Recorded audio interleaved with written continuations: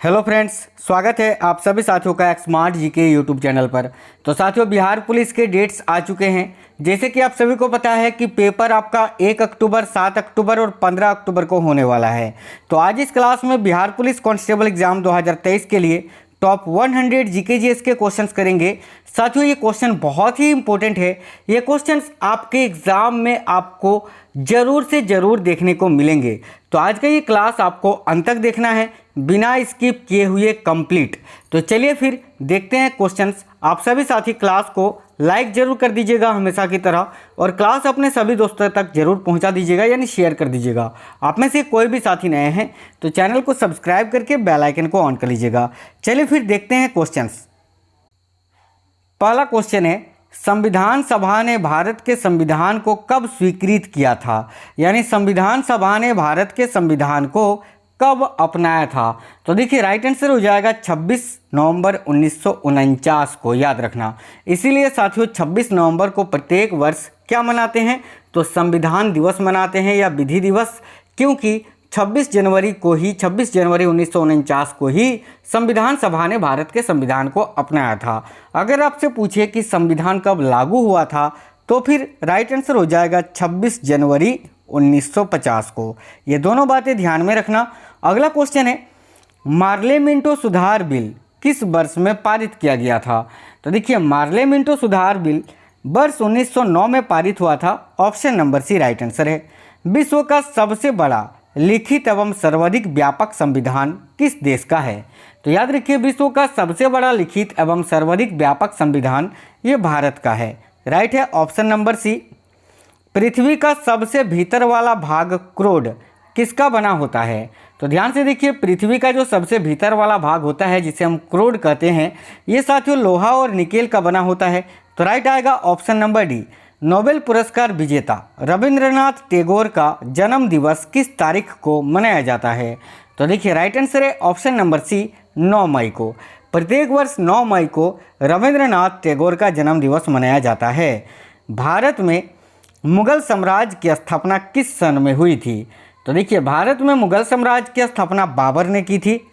बाबर ने इब्राहिम लोदी को हराकर पानीपत की पहली लड़ाई में। और कब? तो 1526 में। ऑप्शन नंबर डी राइट है।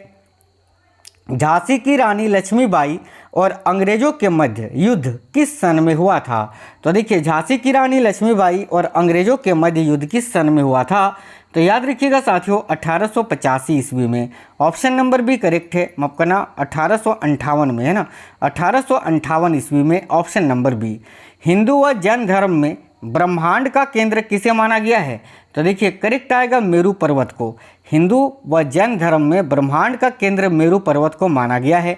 चंद्रमा के आंतरिक भाग की परछाई को क्या कहा जाता है? तो ध्यान से देखिएगा, चंद्रमा का जो आंतरिक भाग होता है, उसकी जो परछाई होती है, उसको उम्बरा कहा जाता है। ऑप्शन नंबर बी, उम्बरा। महाभाष्य किसने लिखा था? तो वेरी वेरी इंपॉर्टेंट क्वेश्चन है। तो ध्यान से देखिए, महाभाष्य को किसने लिखा था? तो पतंजलि ने। ऑप्शन नंबर डी करेक्ट है, पतंजलि। बाबर की पुत्री का क्या नाम था? तो याद रखिए, बाबर की पुत्री का नाम क्या था? तो गुलबदन बेगम।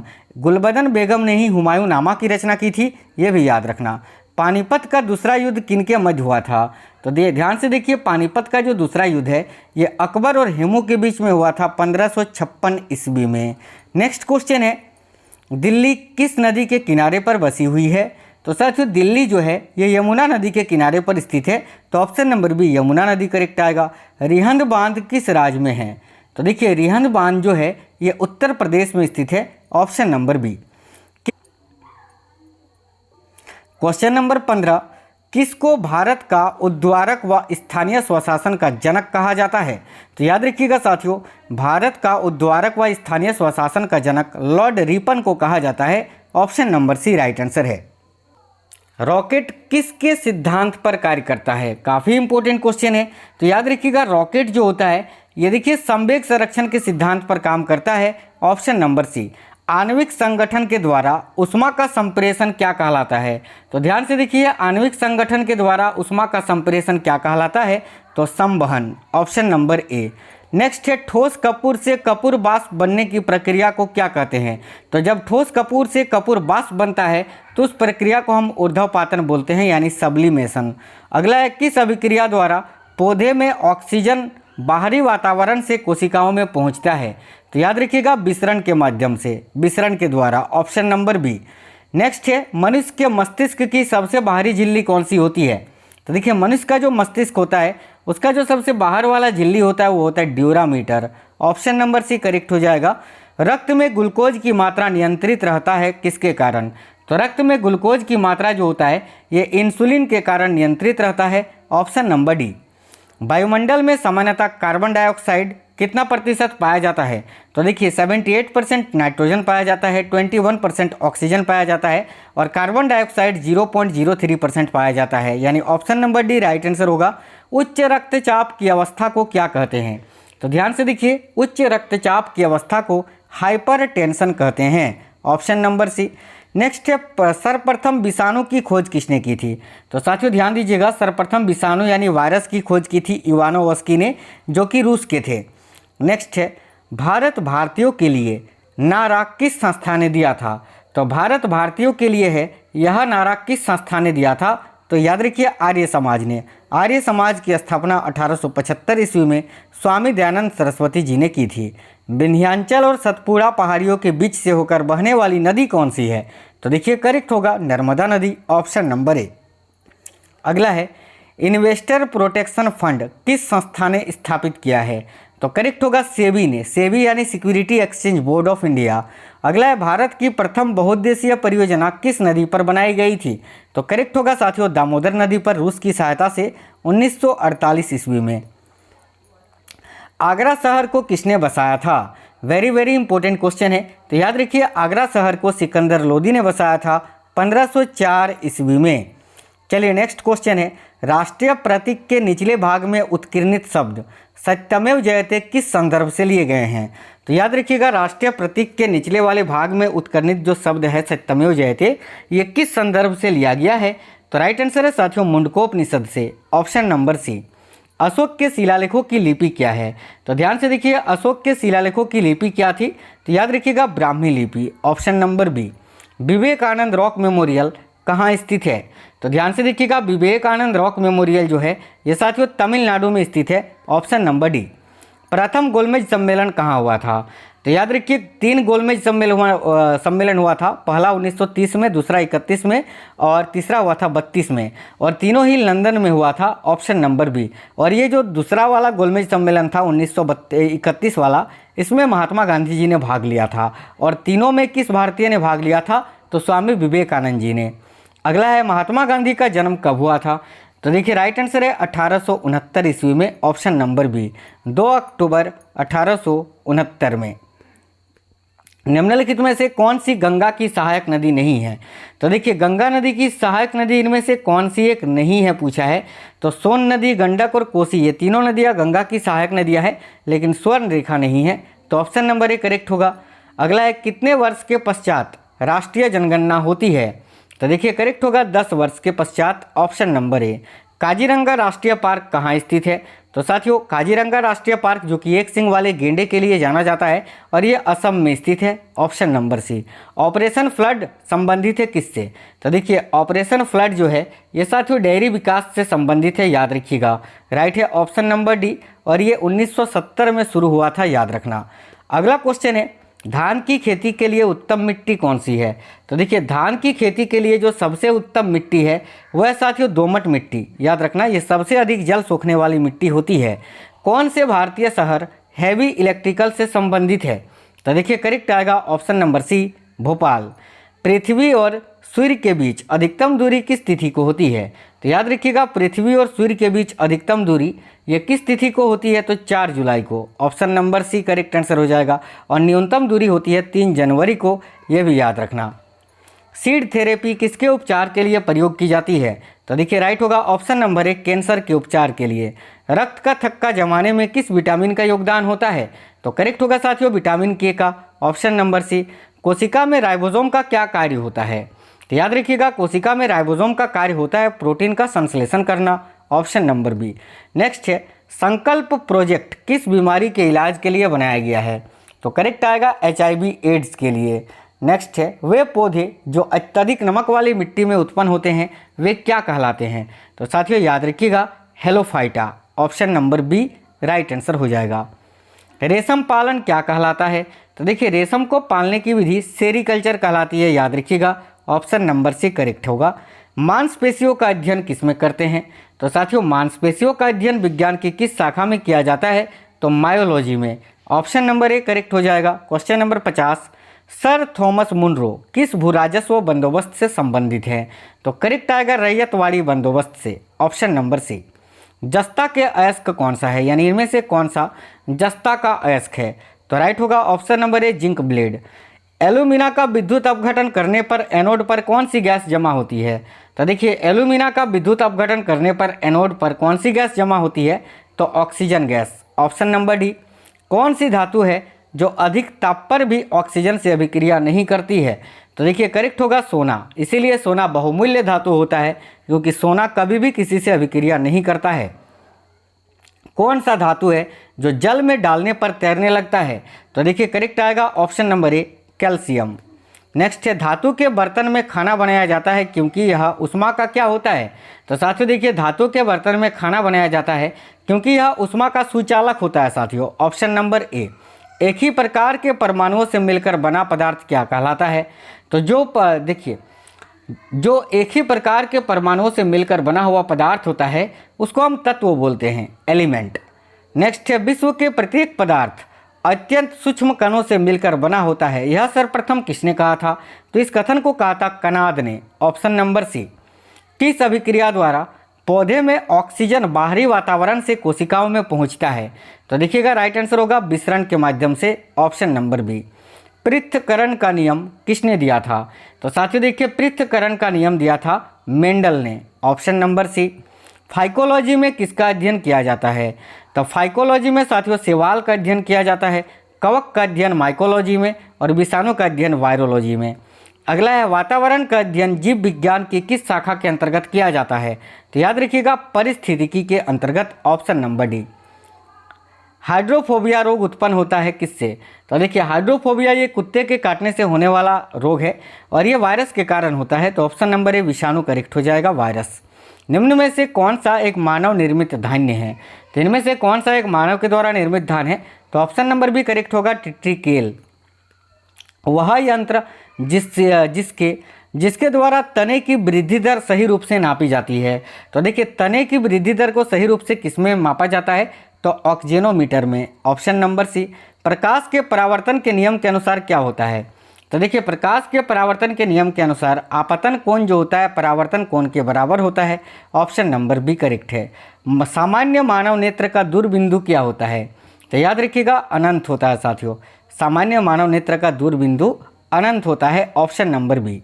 न्यूनतम बिंदु 25 सेंटीमीटर होता है। अगला है किलोवाट घंटा, ये किसका मात्रक है? तो याद रखिएगा ऊर्जा का, ऑप्शन नंबर बी। निकट दृष्टि दोष वाला व्यक्ति के चश्मे में लगा होता है कौन सा लेंस? तो देखिए निकट दृष्टि दोष वाले व्यक्ति के चश्मे में कौन सा लेंस लगा होता है? तो साथियों अवतल lens, option number B right है। प्रतिरोधकता का मात्रक क्या है? तो देखिए प्रतिरोधकता का मात्रक होता है ओम मीटर, ऑप्शन नंबर ए। अगला क्वेश्चन है व्यावसायिक मोटरों में किस प्रकार के चुंबक का उपयोग होता है? तो याद रखिएगा व्यावसायिक मोटरों में किस प्रकार के चुंबक का उपयोग होता है? तो साथियों विद्युत चुंबक का, ऑप्शन नंबर सी। संविधान सभा ने भारत के संविधान को कब स्वीकृत किया था? तो ध्यान से देखिए संविधान सभा ने भारत के संविधान को, अभी मैंने आपको बताया क्वेश्चन रिपीट हो गया है, 26 नवंबर 1949 को अंगीकृत किया था। अगला है भारतीय संविधान सभा के प्रथम दिन के अधिवेशन की अध्यक्षता इन्होंने की थी, किन्होंने की थी? तो डॉक्टर सच्चिदानंद सिन्हा ने अस्थायी रूप से, ठीक है, और स्थायी रूप से पहली बार अध्यक्षता की थी डॉक्टर राजेंद्र प्रसाद ने। अगला है संविधान के किस भाग में मूल अधिकार का उल्लेख मिलता है? तो करेक्ट होगा साथियों भाग 3 में। अगला है सूचना का अधिकार किस राज्य में लागू नहीं होता है? ये क्वेश्चन साथियों जम्मू कश्मीर इसका आंसर होता, लेकिन अभी जम्मू कश्मीर अब केंद्र शासित प्रदेश बन चुका है, राज्य नहीं रहा, तो ये क्वेश्चन जो है आपसे नहीं पूछेगा, अगर पूछेगा तो जम्मू कश्मीर इसमें ऑप्शन में नहीं रहेगा। चलिए आगे देखते हैं मौलिक अधिकारों में संशोधन करने में कौन सक्षम है, यानी मौलिक अधिकारों में कौन संशोधन कर सकता है? तो याद रखिएगा करेक्ट होगा ऑप्शन नंबर बी संसद। अगला है कितने वर्षों तक लगातार बाहर रहने पर नागरिकता समाप्त हो जाती है? याद रखिएगा 7 वर्षों तक। भारतीय राज्यों का भाषाई आधार पर पुनर्गठन किस वर्ष किया गया था? तो देखिए राइट है ऑप्शन नंबर बी 1956 में। और भाषाई आधार पर वह पहला राज्य कौन सा था जिसका पुनर्गठन किया गया था? तो याद रखिएगा आंध्र प्रदेश। अगला है किस देश में दोहरी नागरिकता का सिद्धांत स्वीकार किया गया है? तो राइट आंसर होगा संयुक्त राज्य अमेरिका में। नेक्स्ट है संविधान के किस अनुच्छेद में संविधान के संशोधन की प्रक्रिया का उल्लेख है? तो देखिए राइट आंसर होगा अनुच्छेद 368 में। देखिए अनुच्छेद 352 जो है राष्ट्रीय आपातकाल से संबंधित है, 356 राष्ट्रपति शासन से और 360 वित्तीय आपातकाल से और 368 संविधान में संशोधन से। किसी कैदी को न्यायालय के समक्ष प्रस्तुत करवाने के लिए किस रीट की आवश्यकता होती है? तो याद रखिएगा बंदी प्रत्यक्षीकरण रीट की, ऑप्शन नंबर ए। वर्तमान समय में भारतीय संविधान के अंतर्गत संपत्ति का अधिकार एक किस प्रकार का अधिकार है? तो राइट आंसर होगा वैधानिक अधिकार, जिसका वर्णन संविधान के अनुच्छेद 300 का ए में किया गया है। चलिए अगला क्वेश्चन है 6 वर्ष की आयु से 14 वर्ष की आयु के बीच के सभी बच्चों को शिक्षा का अधिकार किस प्रकार का अधिकार है? तो राइट आएगा ऑप्शन नंबर ए मूल अधिकार। नीति निर्देशक तत्व का महत्व किसके लिए है? तो देखिए करेक्ट होगा ऑप्शन नंबर बी राज्य के लिए नीति निर्देशक तत्व, जिसका उल्लेख अनुच्छेद 36 से 51 में किया गया है। अगला क्वेश्चन है भारत के किस राज्य में समान नागरिक संहिता लागू है? तो करेक्ट होगा ऑप्शन नंबर ए गोवा में। राज्य के नीति निर्देशक सिद्धांतों में से किस अनुच्छेद का संबंध अंतर्राष्ट्रीय शांति और सुरक्षा से है? तो राइट होगा अनुच्छेद 51 का, ऑप्शन नंबर सी। और अनुच्छेद 51 का जो ए है उसका संबंध है साथियों मूल कर्तव्य से, याद रखना। संसद को भंग करने के लिए कौन सक्षम है? तो करेक्ट आएगा ऑप्शन नंबर बी राष्ट्रपति। भारत की पार्लियामेंट का उद्घाटन कब हुआ था? तो भारत का जो पुराना पार्लियामेंट है इसका उद्घाटन साथियों 1927 में हुआ था और अभी नया वाला का याद रखिए 2023 में हुआ है। अगला है राष्ट्रपति पद्धति में समस्त कार्यपालिका शक्तियाँ किसमें निहित होती हैं? तो देखिए करेक्ट आंसर हो जाएगा राष्ट्रपति में, ऑप्शन नंबर डी।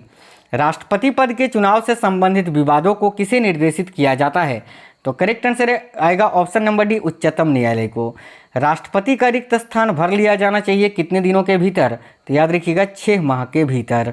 नेक्स्ट है भारत में राष्ट्रपति राज्यसभा के कितने सदस्यों को मनोनीत कर सकता है? तो देखिए करेक्ट आंसर होगा ऑप्शन नंबर डी 12 सदस्यों को।